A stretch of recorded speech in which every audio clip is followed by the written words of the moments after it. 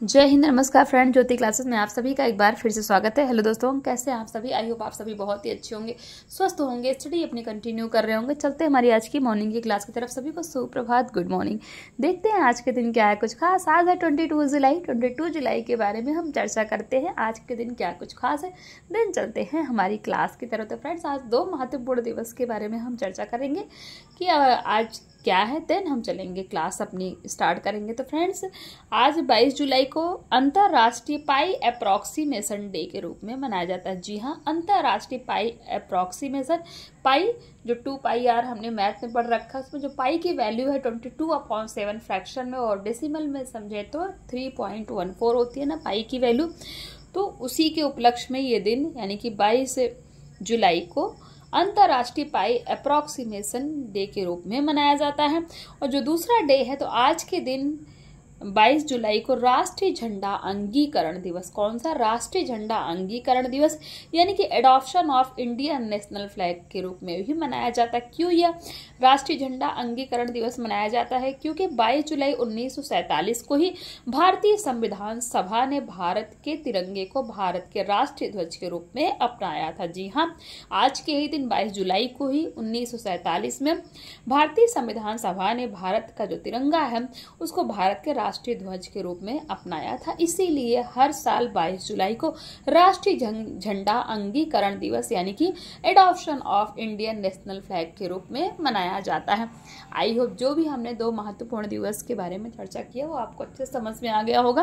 अब चलते हैं हमारी क्लास की तरफ। जैसा कि आप सभी जानते हैं, इस चैनल के माध्यम से हम कर रहे हैं होम साइंस की सीरीज, जिसमें क्लास 6 से 12th की बुक को कवर कर रहे हैं। और अभी तक क्लास 6 to 11 तक की पढ़ाई हमने कंप्लीट कर ली है। जी हाँ, क्लास 6 to 11 तक की पढ़ाई हमारी कंप्लीट हो गई है। हम आ गए क्लास 12th में।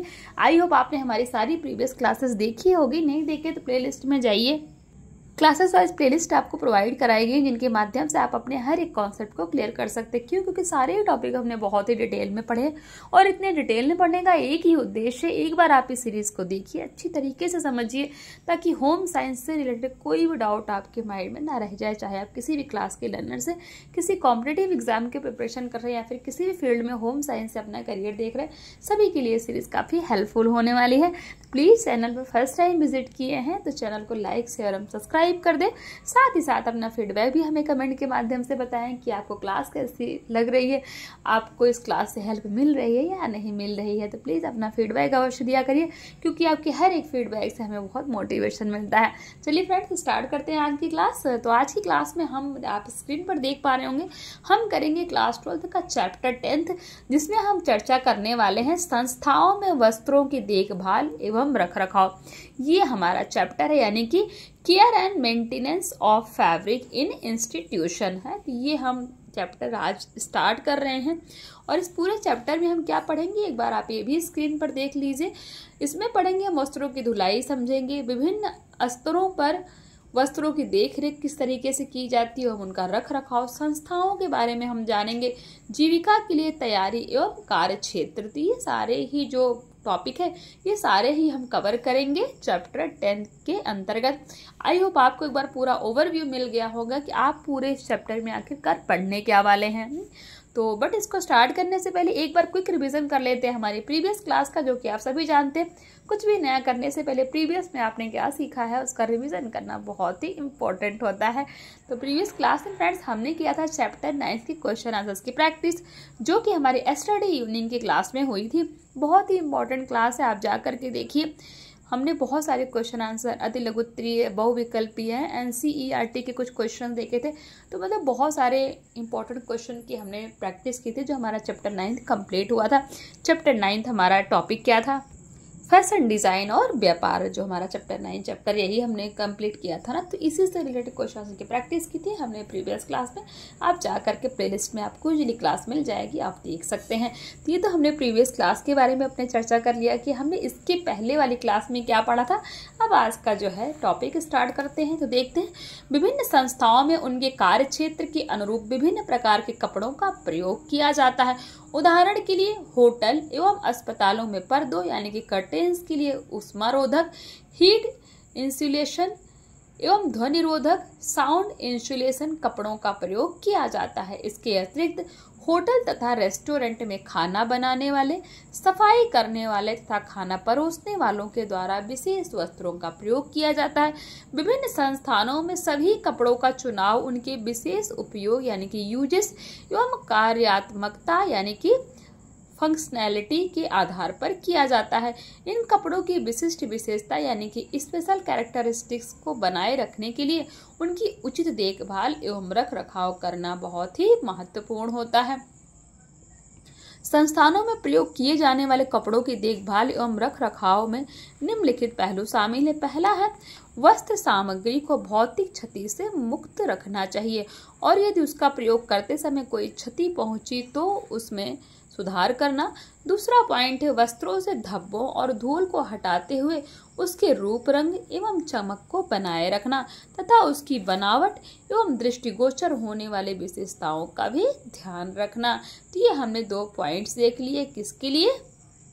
संस्थाओं में प्रयोग किए जाने वाले कपड़ों की देखभाल एवं उनकी रखरखाव के अंतर्गत हम देखते हैं वस्त्रों की धुलाई।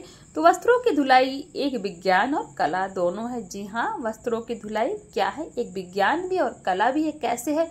यह विज्ञान है क्योंकि यह वैज्ञानिक सिद्धांतों और तकनीकों के अनुप्रयोगों पर आधारित है। यह कला भी है। अब कला क्यों है? क्योंकि सौंदर्यपरक रुचिकर परिणाम प्राप्त करने के लिए इसके अनुप्रयोग में कुछ कौशलों से संबंधित निपुणता की आवश्यकता होती है। संस्थाओं में वस्त्रों की देखभाल एवं रखरखाव, वस्त्रों में रेशों की मात्रा, धागे के प्रकार एवं वस्त्र निर्माण तकनीकी, वस्त्रों को दी गई सुसज्जा तथा उनके उपयोग पर निर्भर करता है।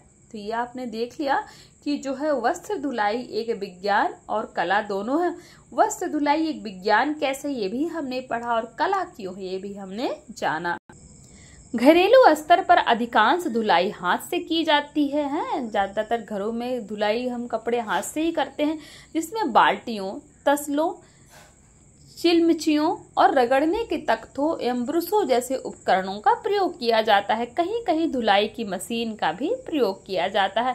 सामान्यतः वस्त्रों की देखरेख एवं रख रखाव के लिए उपयोग में लाए जाने वाले 3 प्रमुख उपकरण हैं। पहला है धुलाई के उपकरण, दूसरा सुखाने के उपकरण और तीसरा है प्रेस करने के उपकरण है। तो ये 3 जो है प्रमुख उपकरण है किसके? वस्त्रों की देखरेख एवं रख रखाव के लिए। अब देखते हैं धुलाई के उपकरण में क्या क्या शामिल है। तो धुलाई की मशीनें 2 प्रकार की होती है। ध्यान दीजिएगा, धुलाई की मशीनें कितने प्रकार की होती हैं तो आपको पता होना चाहिए। 2 प्रकार की होती है। पहला ऊपर से भराई वाली मशीन है। इस मशीन में कपड़े ऊपर से डाले जाते हैं। ऊपर से भराई वाली मशीन से क्या अभिप्राय है? तो इस मशीन में कपड़े ऊपर से डाले जाते हैं। दूसरी जो मशीन है सामने से भराई वाली मशीन, इस मशीन में कपड़े सामने से भरे जाते हैं। इन मशीनों को भी 3 भागों में वर्गीकृत किया गया। ध्यान दीजिएगा, धुलाई की 2 मशीनें होती हैं, ऊपर से भराई वाली मशीन और दूसरी जो है सामने से भराई वाली मशीन। अब इन 2 मशीनों को भी 3 वर्गों में विभाजित किया गया। पहला है पूर्णतः स्वचालित यानी कि फुली ऑटोमेटिक जो मशीन होती है। तो पूर्ण रूप से स्वचालित धुलाई मशीनों में कपड़े धोने के लिए पानी भरने, पानी को निश्चित ताप तक गर्म करने यानी कि टेम्परेचर ऑफ वाटर, धुलाई चक्रवास साइकिल, कपड़े को पानी में खंगालने की संख्या, नंबर ऑफ रिंसेस के सभी नियंत्रण यानी कंट्रोल्स को एक साथ ही सेट किया जाता है। सभी नियंत्रणों को सेट करने के पश्चात मैले कपड़े डालकर, जो गंदे मैले मतलब जो गंदे कपड़े होते हैं, तो मैले कपड़े डालकर चला दिया जाता है, जिसमें निश्चित समय के पश्चात कपड़े धुल जाते हैं और मशीन अपने आप बंद हो जाती है। मशीन को चलाने के पश्चात किसी व्यक्ति की आवश्यकता नहीं होती है। तो आज की डेट में बहुत से लोगों के घर में फुली ऑटोमेटिक मशीन होगी भी, तो आप जानते ही होंगे आप, और जिनकी नहीं होगी तो फुली ऑटोमेटिक मशीन का क्या इन्होंने बोला कि ऐसी मशीन जिसमें बस आप कपड़ा डाल दो है और कपड़ा डाल के बस आप स्विच ऑन कर दो, आपको कुछ भी नहीं करना, ना उसमें पानी डालना है, ना आपको टेम्परेचर सेट कर दो कि इतने पे इतनी देर ये मशीन चलेगी, इतने पे हैवी कपड़ा धोना है, कॉटन किस में धोना, हर टाइप की कपड़े का ऑप्शंस भी अलग आता है। तो उसी पे आप सेट करके स्विच ऑन कर दो और अब जो मशीन है वो कपड़ा धो भी देगी, सुखा भी देगी, है सब कुछ कर देगी। आपको कुछ भी करने की आवश्यकता नहीं, और जैसे आपका काम हो जाएगा वो अपने आप ऑटोमेटिकली बंद हो जाती। इसीलिए तो फुली ऑटोमेटिक होती है ना, कि उसमें किसी की आवश्यकता नहीं पड़ती, बस टाइमर लगा दीजिए और स्विच ऑन कर दीजिए, आपका काम हो जाएगा। तो ये देखिए, आप ये देख पा रहे होंगे ऊपर से भरने वाली धुलाई की मशीन है, जो ये आप सभी के बहुत से लोग घर में ये मशीन भी होगी। और ये सामने जिसको हम फ्रंट लोड बोलते हैं, तो ये सामने से ये ड्रम आपको दिख रहा है ना, ये ड्रम, ये देखिए इस मशीन में ड्रम ऊपर लगा है तो कपड़ा ऊपर से जाता है, और इस मशीन में ये ड्रम कहाँ से लगा है, सामने से लगा है। तो इसमें क्या है, इसमें कपड़ा सामने से इसको खोलो और इसके अंदर कपड़ा डाल दो है। फिर दूसरा है 2 टपों वाली मशीन, ये देखिए एक तरफ कपड़ा जाता है, एक तरफ यहाँ पानी भरा जाता है, इसमें कपड़ा है। तो ये आप फिगर के माध्यम से अच्छी तरह से समझ गए होंगे। तो ये हमने पहला देख लिया पूर्णतः स्वचालित यानी कि पूर्ण ऑटोमेटिक मशीन के बारे में। जो फ्रंट लोड है आपको दिख रहा है पूर्ण ऑटोमेटिक है। दूसरा अर्ध स्वचालित यानी कि सेमी ऑटोमेटिक। अर्ध स्वचालित मशीनों में कपड़े धोने वाले व्यक्ति को बीच बीच में विभिन्न नियंत्रणों यानी कंट्रोल को सेट करना पड़ता है, जिसके लिए उसका वहां उपस्थित रहना आवश्यक है। उदाहरण के लिए कपड़े धुलने के पश्चात डिटर्जेंट का पानी निकालकर कपड़े खंगालने के लिए पानी दोबारा भरना पड़ता है आदि। अर्ध स्वचालित मशीनें प्रायः 2 टब वाली होती हैं। कितने? 2 टब वाली होती हैं। एक टब में कपड़े धोए व खंगाले जाते हैं तथा दूसरे टब में कपड़ों को निचोड़ यानी कि स्पिन किया जाता है। तीसरा है हस्तचलित यानी कि मैनुअली ऑपरेटेड। इस मशीन में कपड़े धोने वाले व्यक्ति को 50% या उससे अधिक कार्य हाथों से ही करना पड़ता है। जी हाँ, तीसरी जो हस्तचलित यानी कि मैनुअली ऑपरेटेड मशीन होती है, इस मशीन में कपड़े धोने वाले व्यक्ति को 50% या उससे अधिक कार्य हाथों से ही करना पड़ता है। तो ये हमने 3 तरह की मशीन देख ली। पहला पूर्णतः स्वचालित यानी कि फुली ऑटोमेटिक, इसका कार्य देख लिया। दूसरा अर्ध स्वचालित यानी कि सेमी ऑटोमेटिक, इसका भी कार्य देख लिया। तीसरा हस्तचलित यानी कि मैनुअली ऑपरेटेड, इसका भी हमने कार्य देख लिया। अब देखते हैं स्वचालित मशीन की प्रक्रियाएं। तो स्वचालित मशीन कपड़े धोने के लिए निम्न प्रकार की प्रक्रियाएं करती हैं। पहला है जल भरना यानी कि फिलिंग ऑफ वाटर। सर्वप्रथम स्वचालित मशीनों में पानी को भरा जाता है। दूसरा है जल स्तर का नियंत्रण यानी कि वाटर लेवल कंट्रोल। जल स्तर नियंत्रण भी एक महत्वपूर्ण विशेषता है। जल स्तर के नियंत्रण के लिए मशीन में स्वचालित अथवा हाथ से चलाने वाला स्विच होता है। तीसरा है जल के तापमान का नियंत्रण यानी कि regulation of temperatures of water. Machine में एक बटन तथा पैनल का प्रयोग जल के तापमान को नियंत्रण करने के लिए होता है, जो जल को एक निश्चित दाब पर बनाए रखता है। वस्त्रों को धोने या खंगालने में जल का तापमान समान या भिन्न हो सकता है। चौथा है धुलाई यानी कि वॉशिंग। सभी मशीनों में धुलाई का एक ही सिद्धांत होता है कि वे धोने वाले घोल में कपड़ों से गंदगी हटाने के लिए कपड़ों को गतिशील रखें। इसकी प्रमुख विधियां निम्न प्रकार से हैं। पहला है क्या है? अलोड़न है यानी कि एगिटेशन ऑफ चर्निंग। ऊपर से कपड़े डालने वाली मशीन में इस विधि का प्रयोग किया जाता है। किसका? आलोड़न यानी कि एगिटेशन ऑफ चर्निंग।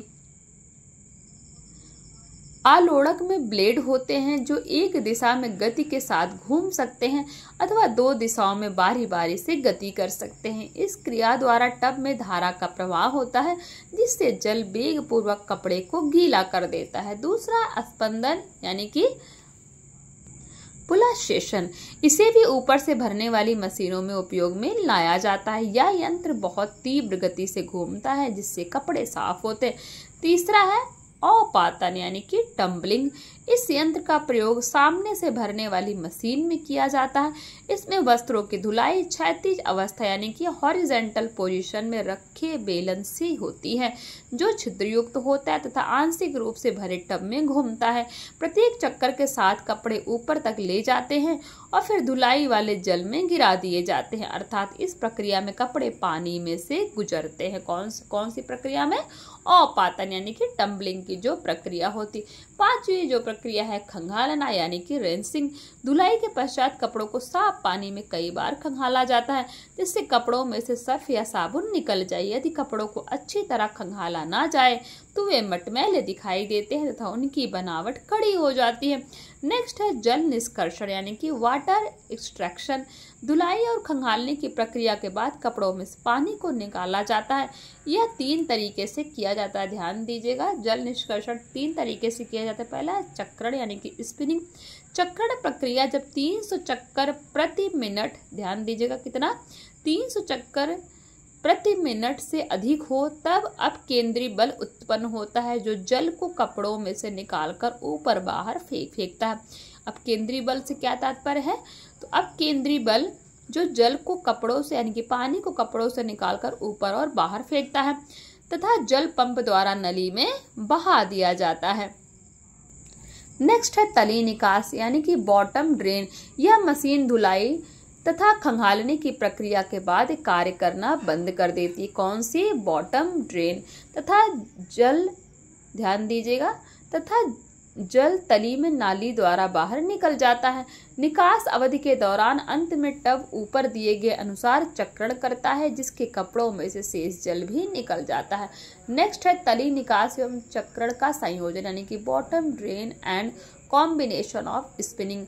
कुछ मशीनें बिना रुके ही पानी का निष्कासन कर देती हैं। यह कपड़ों से पानी को बाहर निकालने की उत्तम विधि है क्योंकि इससे पानी में उपस्थित गंदगी एवं तल में जमा हुई गंदगी साथ साथ बाहर निकलती रहती है। चक्रण के दौरान वस्त्रों से निकाले गए जल की मात्रा टब के चक्रण की गति से प्रत्यक्ष रूप से प्रभावित होता है और यह गति 333 से लेकर के 1000 तक हो सकती है। चक्रण की प्रक्रिया वस्त्रों के सूखने तक नहीं की जाती क्योंकि इससे वस्त्रों में सिलवटें आ जाती हैं जिससे इस्त्री यानी कि प्रेस करने में कठिनाई होती है तथा सिलवटें आसानी से नहीं जाती। चक्रण की उपयुक्त गति 600 से लेकर 620 आरपीएम तक होती है। तो ये तो हमने देख लिया। क्या हमने देखा फ्रेंड्स? कपड़ों से गंदगी हटाने की जो हम विधियां पढ़ रहे थे तो कई तरह की हमने विधियां देखी जिसमें हमने देखा आलोड़न, स्पंदन, अवपातन, खंगालना, जल निष्कर्षण, चक्रण है, तली निकास एवं चक्रण का संयोजन। तो ये सारी चीज़ें हमने पढ़ी। तो आज की क्लास फ्रेंड्स यहीं तक हम करेंगे। नेक्स्ट क्लास में हम करेंगे सुखाने के उपकरण के बारे में हम सीखेंगे। तो आई होप आज की क्लास आपको समझ में आई हो, कॉन्सेप्ट्स क्लियर हुए हों जो भी हमने पढ़ा। फिर भी कोई क्यूरी आपको रह जाती किसी वर्ड किसी सेंटेंस में तो आप कमेंट के माध्यम से पूछ सकते हैं। आपके हर एक डाउट को सॉल्व किया जाएगा। तो मिलते हैं हमारी नेक्स्ट क्लास में। तब तक के लिए जय हिंद, नमस्कार। हंसते रहिए, मुस्कुराते रहिए, एक दूसरे की हेल्प करते रहिए। धन्यवाद।